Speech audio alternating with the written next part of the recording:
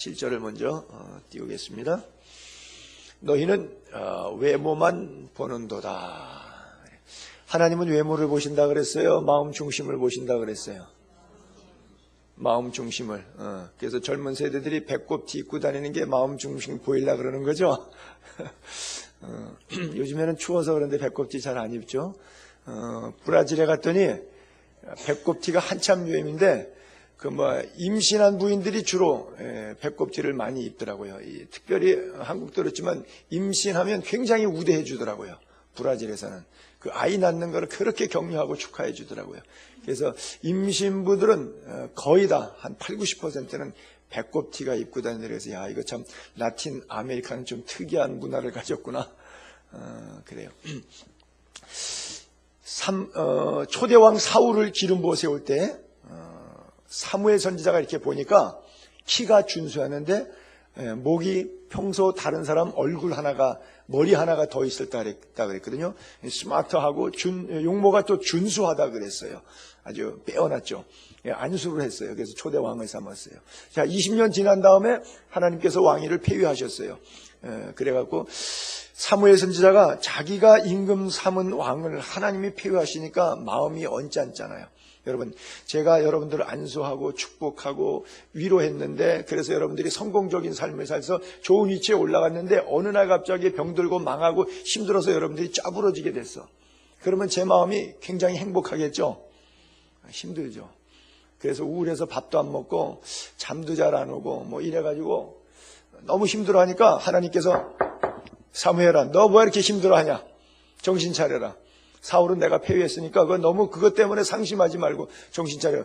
당장 양각 나팔 뿔에다가 기름 넣어가지고 내가 지시한 이새의 집으로 가서 내가 또 다른 왕을 세웠으니까 기름 부어라. 그래서 기름 부으러 이새의 집으로 갔어요. 그때 쫙 도열했을 때 아시다시피 양치라고 아버지 이새가 다윗은 보내놓고 7 아들 쭉 세웠는데 첫 아들 이름이 엘리압이에요. 사도행전 사무엘상서 16장에 나오죠. 엘리압을 딱 보니까 누구하고 똑같냐면 사울왕하고 똑같았어요. 생긴 거, 용모, 준수함, 키, 빼어난 거, 얼굴, 골격, 구조 이런 것들이 전부 다 어쩌면 그렇게 사울왕하고 흡사한지 몰랐어요. 야, 역시 하나님이 쓰시는 종은 다르다. 그렇게 생각했어요. 주의 종도 기도 많이 하는 평생 기도 쉬는 죄를 범치 않겠다고 하는 사무엘도 헛물켰어요. 그렇잖아요.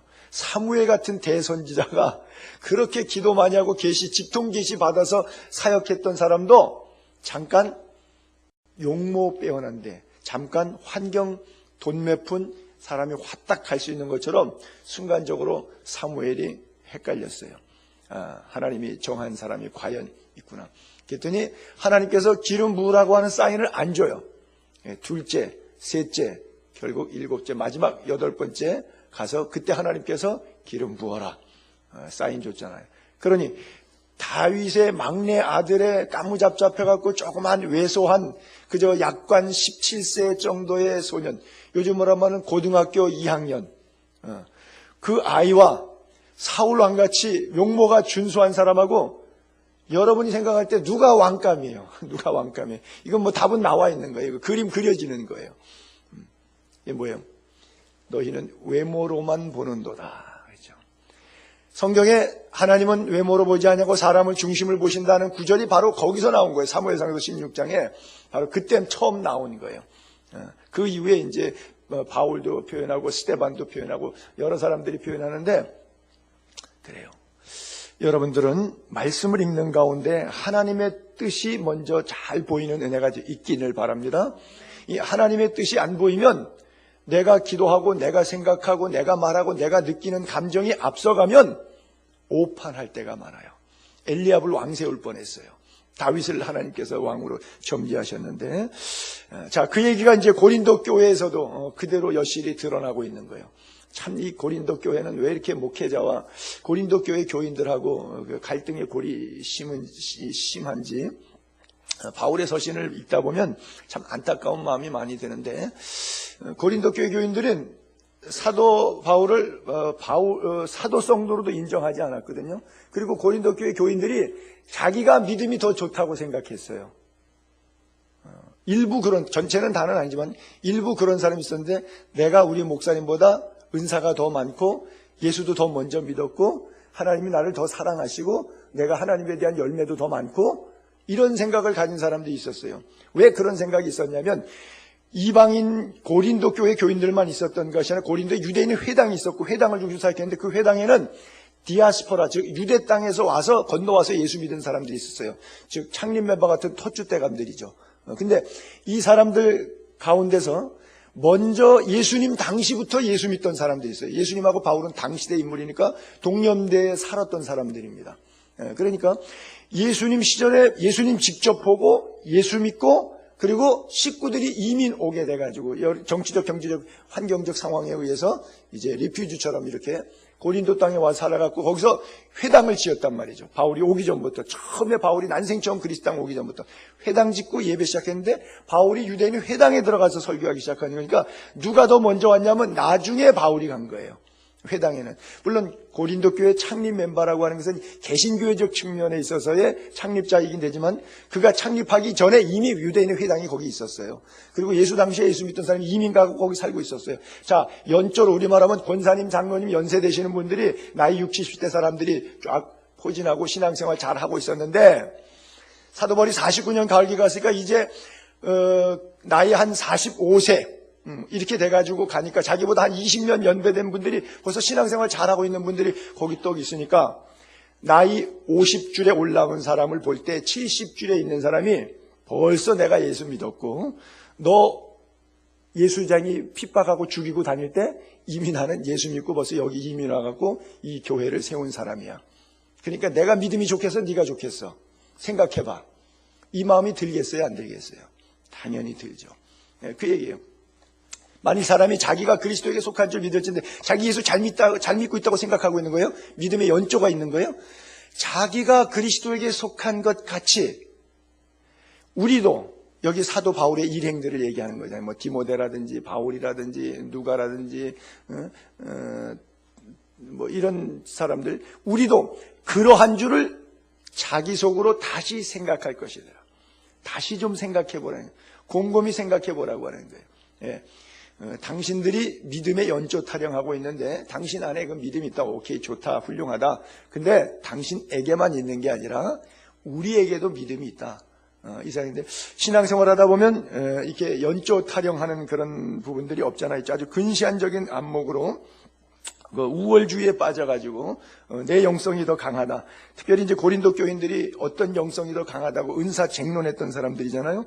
그러니까 타인의 신앙 형태에 대해서는 잘 인정 안 하고, 내가 믿는 스타일의 신앙 형태만 완전하고 가장 바람직하고, 마치 내가 직통 계시가 임해서 하나님과 제일 가까운 사람이고, 다른 사람은 기도 생활도 잘 안 하고 게을르고 은사도 경험이 없어갖고 뭘 이렇게 들락이처럼 왔다리 갔다리만 하지 아무것도 잘 모르는 사람이다.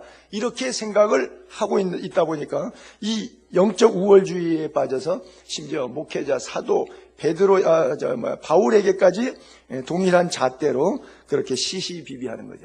그러니까 사도권을 인정 안 하는 거예요. 주님은 사도라고 했는데 사도권을 인정 안 하는 거예요. 자, 보통 우리가 사도 그러면 12제자만 사도예요. 그 제자들이 제자 삼은 사람은 속사도라고 이렇게 불러요. 근데 가룟 유다 대신 마띠아는 제비 뽑았으니까 공식적인 사도 12명의 마띠아는 인정을 자타가 공인하게 받아요. 왜냐하면 사람에 의해서 뽑아졌으니까. 근데 사도 바울은 예수님이 뽑았어요. 부활하신 이후에. 그리고 3년 동안 데리고 가서 사우디아라비아 가가지고 거기서 3년 동안 광야에서 살게 하면서 직통계시로 먹을 것 주고 영적으로 육적으로 먹이고 입히고 신학교육을 3년 했어요. 자, 신학교 졸업장 없지요. 예수님이 사도로 인정했으니까 사도권 다른 사람이 본 사람이 없지요. 세상 말로 미치고 환장하는 거예요. 이거 증명할 증명 서류가 없어요. 검증 자료가 없는 거예요. 뭐 이렇게 증빙 서류를 내놔야 되는데 증빙 서류가 없잖아요. 그러니까 가지고 놀기 아주 좋은 거예요. 너가 무슨 사도냐? 증명하면 될 길이 없잖아요. 12사도 안에 안 들어오잖아요. 사도 바울은. 그러니까 하나님이 주셨다.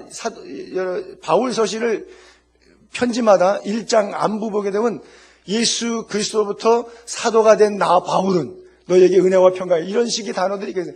자기를 굳이 거기다가 넣어갖고 나는 베드로가 마띠아처럼 제비 뽑아서 된 사람이 아니고 예수 그리스도로 말미암아 사도된 나 바울은. 근데 사람이 인정 안 해주면 그만이잖아요. 그렇잖아요. 저는 뭐 이제 신학교 나온 신학교 가니까 졸업 중에서 될 수 있고, 몇 년 차에 몇 차 총회 때 목사 안수 받은 목사 안수 중에서, 너가 목사 맞아? 그러면 뭐 졸업증, 안수증 다 갖다가 이렇게 보일 수 있는데, 사도 바울은 그걸 못 보여준단 말이에요. 보여줄 수가 없어요. 그러니까, 조금 싫으면 그거 가지고, 쥐고 트는 거죠. 그리고 넌 나보다 더 늦게 예수 믿었어? 네가 무슨 사도야? 네가 뭐 나보다 더 잘 믿어? 내가 너보다 더 잘 믿는다. 그러니까 사도 바울의 설교나 뭐 헌금해서 구제비 돕자 그러면 혹시 저거 조금 이상한데? 이런 식으로 비아냥거리면서 경제적으로 그에게 뭐 이렇게 인신공격을 가하거나 이런 데 많이 노출되어 있었어요. 사도 바울이 많이 힘들었죠. 특별히 고린도 교회에 대해서는. 그래서 꼭 그렇다고 비유할 수는 없지만 바울 서신이 13권이 있는데 가장 길게 쓴 편지는 고린도 교회에 보낸 편지예요. 데살로니가 전서 후서에 봐 5장 6장밖에 안 돼요. 그렇죠? 골로새서 4장밖에 안 되고, 빌립보서 6장, 에페소서 6장밖에 안 되고요. 빌레몬 같은 건 1장밖에 안 되고요. 바울 서신에 보면 다 5장, 6장, 6장 그렇게밖에 안 되는데, 고린도 교회는 전서가 16장, 후서가 13장, 29장, 장장 30장 가까이 있어요. 30장 가까이 있어. 어떤 거는 1장밖에 안 되는데, 그 얘기는 뭐예요? 할 말이 많다는 얘기죠. 쓸 말이 많다니. 한마디 딱 해서 더 이상 말이 필요 없고, 설명 안 하셔도 믿습니다. 됐습니다. 이러면 되는데, 안 믿어주면 믿게 하려고 서류가 많아지는 것이죠. 그렇죠. 점점점 증병서류를 더 많이 갖다 대니 바울이 할 얘기가 참 많아지는 거예요. 더 피곤했겠죠. 일종의 목회하면서. 어쨌든 왜 그랬느냐? 하나님의 깊은 사도성의 뜻, 성령의 임재, 이런 걸 보지 않고 나타난 껍데기, 외모만 보고 사람을 평가하려다 보니까 이런 아픔들이 교회와 성도 사이에 있었다라고 하는 것이죠. 어디 글에 보니까 하버드 대학에 어떤 분이 노부부가 돈을 많이 벌었어요. 캘리포니아 지역의 철도는 다 그 사람이 놨어요. 어마어마하게 뭐 강철한 카네기만큼 부자죠. 그래서 캘리포니아주는 대한민국 남북한 땅 합한 것보다 더 큰 땅입니다. 거기에 전체 철도를 다 이거 스탠포드라고 하는 사람인데 이 사람이 놨어요. 그 많은 유산 가지고 이제 죽기 전에 노부부가 하버드 대학에 가갖고 동부에 가가지고 기증하겠다고 갔어요. 재산을 기증하려고. 근데 수희가 총장님 만나겠다 그러니까 옷 행색 외모 보고서는 문전박대했어요. 좀 만나게 해달라고. 안 된다고. 속에 이 스탠퍼드 노부부가 화가 나가지고 돌아갔어요. 그래서 우리 마을에다가 다시 이 캘리포니아에다가 짓자. 동부에 가게 되면 하버드 대학이고요. 서부의 하버드는 스탠포드 대학이라고 하는 데가 있어요. 여기 이제 한국 사시는 분들은 잘 모르는데 하여간에 하버드는 하도 많이 들어보다 할 텐데 서부에 가면 서부의 하버드라고 하는 최고의 명문 대학이 스탠퍼드 유니버시티가 있거든요. 그걸 그 양반이 자기 사제 출연해서 그냥 세운 거예요. 하버드 대학 총장이 통탄했겠어요? 안 했겠어요? 수위 혼냈겠어요? 안 냈겠어요? 그래서 들어가는 학교 정문에다가 이렇게 써붙였대요. 사람을 외모로 보지 마라. 그래서 제가 하버드를 갔지 않겠습니까? 보스턴에 가가지고 그걸 찾으려고 찾아다녔는데 없앴는지 안 그러면 글로만 있고 실제는 안 존재했는지 제가 못 보고 왔어요. 가서 정문 사진 찍고 빌딩 사진 찍고 다 찍고 왔는데 그 글은 없더라고요. 사람을 외모로 보지 마라. 안 써 있더라고요. 어쨌든 근시안적인 나무를 보면서도 전체 숲을 보지 못한다 그러면 이건 참 안타까운 건데 고린도 교회 상황이 바로 그랬다고 하는 것이죠.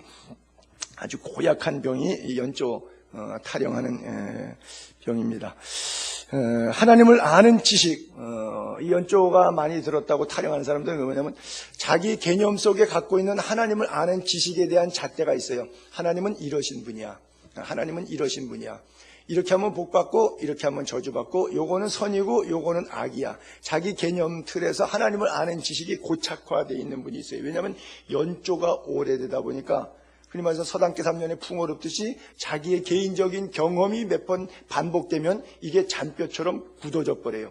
하나님의 원사이드한 또는 원대한 그 엄청난 섭리, 럭비공처럼 던진 다음에 바운드가 어디로 튈지 모를 만큼 변화무쌍한 하나님의 엄청난 섭리를 놓치는 것이죠. 그래서 자기가 경험한 것 틀 안에만 성령의 역사가 갇혀 있는 것이죠. 이 고린도 교회 교인들의 최대 약점이 바로 그런 거였어요.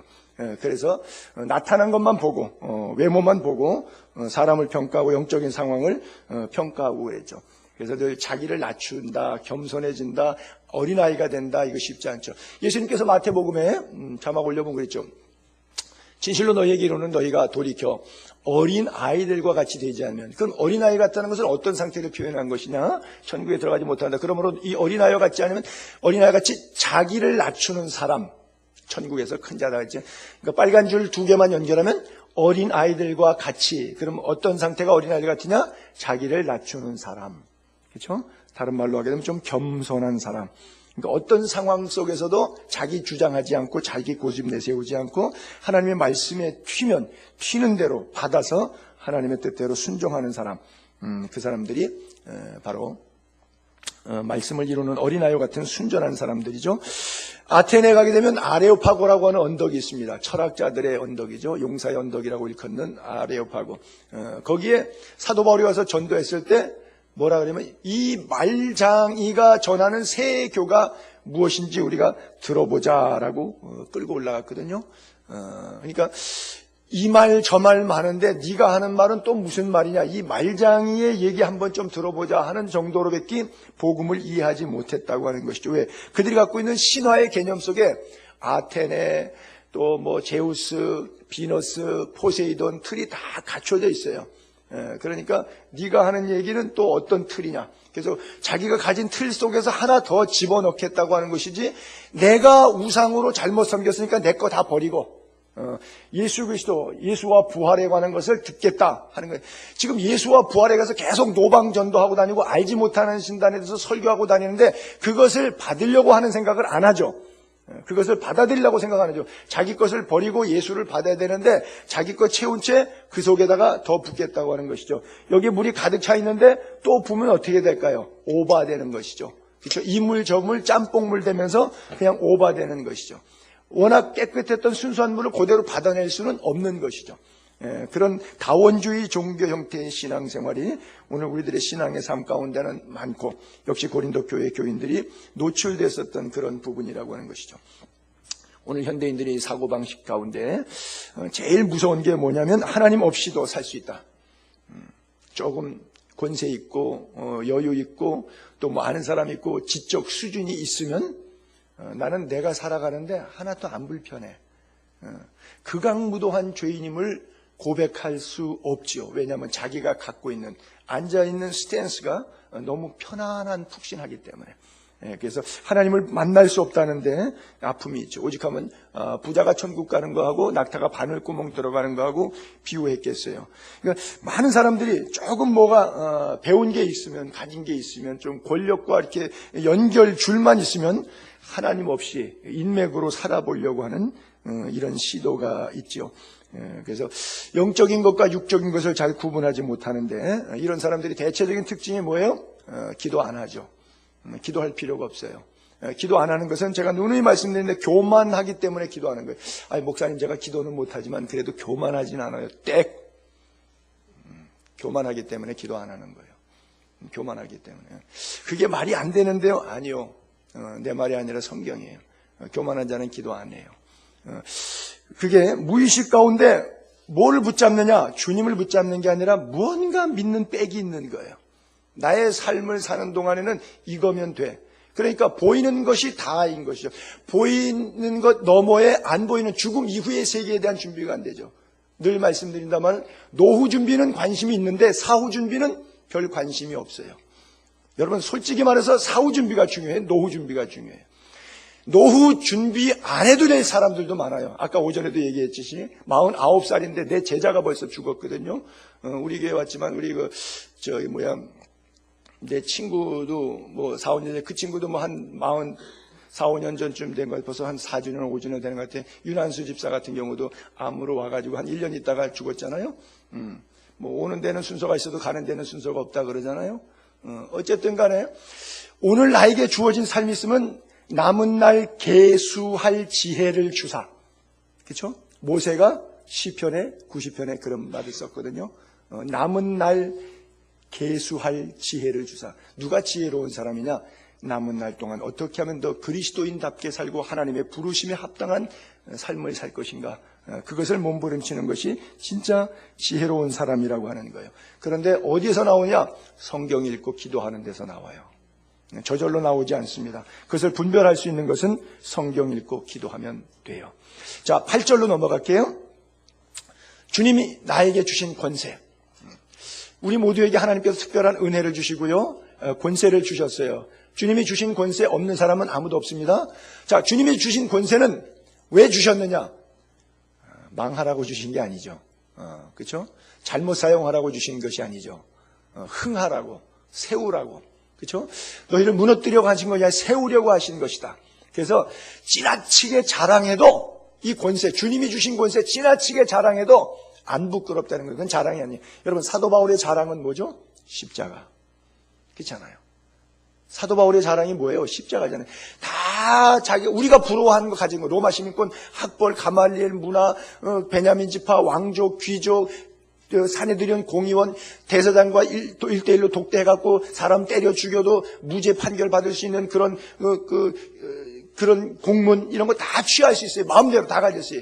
권력과 부와 명예를 다 가지고 있어요. 근데 그게 다 뭐예요? 배설물. 그리고 진짜 그게 우리가 볼 때 그게 so proud 자랑거리인데 그거는 배설물이고, 바울의 자랑은 우리가 유대인들이 수치스럽게 생각하고 있는 십자가. 그게 자랑이에요. 완전히 exchange, 바뀌어졌죠. 그렇죠? 그가 생각하는 자랑거리와 우리가 생각하는 자랑거리 이 바뀌었어요. 여러분의 자랑거리는 뭐예요? 학위, 돈, 인맥, 여러분들의 자랑거리는 뭐가 자랑거리입니까? 여러분의 자랑이 십자가가 되기를 바랍니다. 바울이 받았던 그 깊은 은혜. 그게 바로 내게 주신 거예요. 베드로에게 마태복음 16장에 보게 되면 주는 그리스도시요 살아계신 하나님의 아들입니다. 신앙 고백하니까 바요나 시모나 복되도다 칭찬해 주기서는 내 반석 위에 교회를 세운다. 그리고 음부의 권세가 이기지 못한다. 여기 권세라고 하는 단어가 나오는데 음부의 권세가 이기지 못하는 권세니까 예수 그리스도의 권세예요. 십자가를 통한 부활의 권세예요. 그것을 베드로 위에 세워주시겠다. 베드로라는 뜻은 반석이라는 뜻이잖아요. 그래요. 오늘도 우리도 영적인 베드로처럼 반석 위에 우리 예수 그리스도를 굳건히 세우는 은혜가 있게 되기를 바랍니다. 고린도서 7장 35절 볼게요. 내가 이것을 말하는 이유는 뭐냐? 내가 이것을 왜 말하느냐? 너희의 유익을 위함이다. 바울의 설교의 이유를 성도들이 좀 유익했으면 좋겠다 듣고, 너희에게 올무를 넣으면 설교가 듣기가 힘들 때가 있죠. 아까도 오전에 말했지만 굉장히 저주를 받을지어다 이런 그 강력한 표현들 쓰잖아요. 그러니까 그런 거 읽으면 꼭 우리가 올무에 빠질 것 같고 힘들고 적응하기 어려울 것 같아요. 근데 그럼에도 불구하고 이렇게 말하는 것은, 이렇게 편지 쓰고 이렇게 설교하는 것은 그 이유는 너희 유익하게 하는 것이지 올무를 놓으려 함이 아니다. 오직 너희로 하여금 이치에 합당하게, 복음에 합당하게 그렇게 살아서 흐트러짐이 없이 주를 섬기게 하려 함이라. 즉 그 얘기 뭐냐, 이치에 합당하지 않은데도 제 고집대로 영적 우월주의로 계속 밀고 나가는 거예요. 그러니까 그 이치에 안 맞는 거예요. 질서의 하나님인데 그렇게 안 맞는다는 거예요. 그러니까 이치에 합당해야 된다. 그 다음에 엔처면은 작심삼일이잖아요. 열심히 믿음으로 살아보겠다, 금식하고 굉장히 초지일관 나가겠다고 잘해요. 근데 얼마 못 가서 자꾸 무너져요. 얼마 못 가서 흐트러져요. 그러니까 다시 말씀으로 흐트러진 자세를 교정시켜주는 거예요. 자꾸 말씀이 해이해지면 또 말씀 주고, 해이해지면 또 말씀 주고, 그래서 흐트러짐이 없이 계속 주를 섬기게 하려고 정신 바짝 드는 강력한 이야기로 그들에게 권면을 주었다고 하는 거예요. 이게 사도 바울의 목회가 아니에요. 근데 그러면서도 늘 느끼는 것이, 나는 당신들의 믿음을 주관하는 데 목적이 있는 것이 아니라 당신들이 신앙생활하는데 좀 행복했으면 좋겠다. 믿음을 주관하는 자가 아니면 너희 기쁨을 돕는 자가 되게 하려 함이니라. 고린도후서 1장 23절인가 24절에 그렇게 써 있거든요. 그래요. 그래서 사도 바울의 목회 이유는 그렇게 강력한 메시지를 던져갖고 듣기에 거북할 정도로 그들에게 메시지를 주는 이유는 믿음을 이래라 저래라 이렇게 주장한다는 그런 자세보다도 너희들이 신앙생활은 참 이렇게 행복한 거로구나. 예수 믿는 것이 이렇게 좋은지 미처 몰랐다. 이게 옛날에 이렇게 가면 고난인 줄 알았더니 십자가가 고난이 아니라 결국 영광이었구나. 이것을 깨닫게 만들어주는 과정, 기쁨을 돕기를 원했다. 그런 메시지가 되는 것이죠. 때때로는 목사가 목회하면서 그렇죠. 물질적인 여유가 있는 성도에게 이런 선한 일 합시다, 저런 선한 일 합시다 하고 코치 역할을 할 수가 있겠죠. 그렇다 그러면 그것이 바람직하게 깨어서 한다 그러면 선한 일이에요.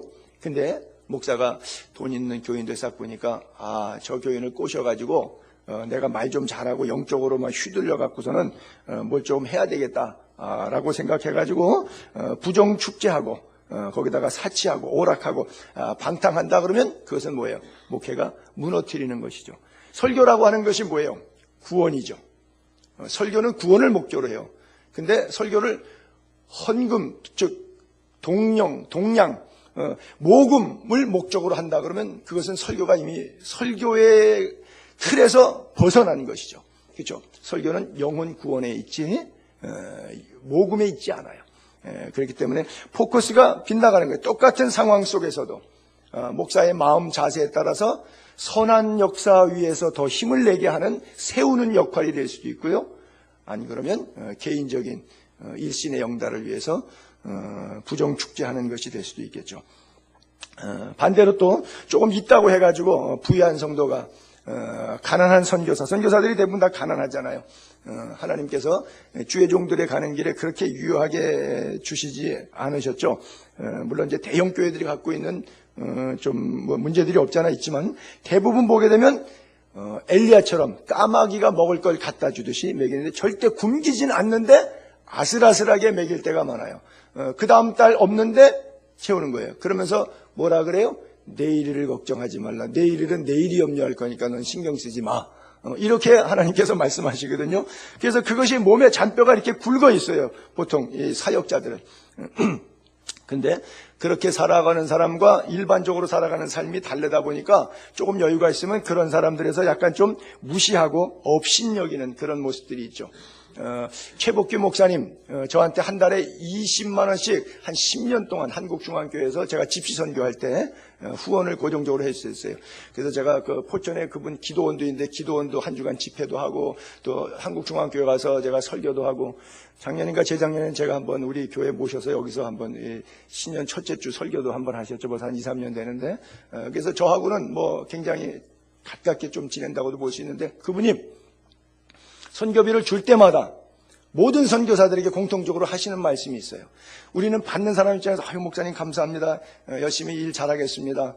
귀하게 잘 사용하겠습니다. 그러고 아주 그냥 코이 나부러지게 넙죽 고마워서 받잖아요. 선교사들 받아가는 사람들이. 근데 이 거꾸로예요. 그분은 내가 가야 되는데 선교사님이 나 대신 고생하러 가주셔서 감사합니다. 그리고 그분이 고개 푹 숙이고 주셔요. 이게 된 사람하고 안 된 사람하고 차이예요. 그러면 저는 이제 고개를 빳빳이 들고 받겠죠? 그래요. 우리가 그리스도 안에서 서로 협력하여 선을 이루는 힘과 지혜를 그렇게 모으는 것, 그것이 바로 성력이 아니겠는가 생각해요. 예수님도 그랬고요. 인자는 머리 둘 것도 없다 그랬어요. 그 아낙네들이 또 쫓아다니면서 도와줬거든요. 12사도들 가는 길 다 그랬고요. 그럼에도 불구하고 그들이 밥 굶은 적 없고 하나님의 위대한 역사들을 다 이루어 나갔어요. 자, 마지막으로 9절, 10절, 11절 같이 볼게요. 이는 내가 편지들로 너희를 놀라게 하려는 것 같이 생각하지 않게 하려면, 편지를 워낙 강력하게 단어가 써 있어서 편지를 볼 때마다 아주 그냥 충격을 받아하면 놀라는 거야. 이 사도 바울이 이렇게 너무 심하게 쓰지? 뜨끔뜨끔 하는 거예요. 그러니까 막 놀라는 거예요. 그렇게 놀라지 말라는 거지. 그렇게 할 생각으로 내가 보낸 게 아니니까 그런 생각하지 말아라. 그들의 말이 뭐라고 비난하냐면, 그 편지들은 무게가 있고 힘이 있으나 그가 몸으로 대할 때는 약하고 그 말도 시원치 않다. 그렇게 비난을 하는 거죠, 일종의.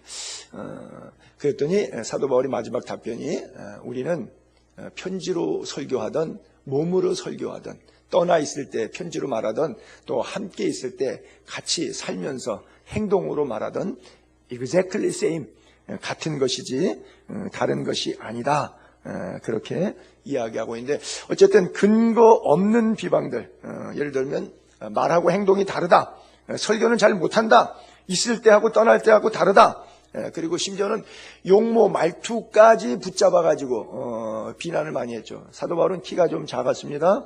그 다음에 천연두를 알아갖고 얼굴이 좀 얽었어요. 꼼보예요. 그 다음에 매부리 코에 돼요. 그 다음에 대머리라서 머리가 많이 올라갔어요. 그 다음에 혀가 짧아갖고 말은 상당히 좀 이렇게 그런 재주가 좋은데 공부를 많이 했고, 말로 할 때는 혀가 짧다 보니까 상대가 이해할 때 좀 이렇게 좀 아따따따따따 들리는 식으로 이렇게 좀 명쾌하지가 않아요. 그러다 보니까 편지 볼 때는 바울의 서신에 엄청난 파워를 느끼는데, 얼굴 모습 이렇게 대화할 때나 이렇게 말하는 거 아따따따따따 하는 거 보면 이건 영 신통치가 않아. 그러니까 그런 것 가지고 주의종의 외모까지 가지고도 그냥 인신공격의 재료로 쓰는 거예요.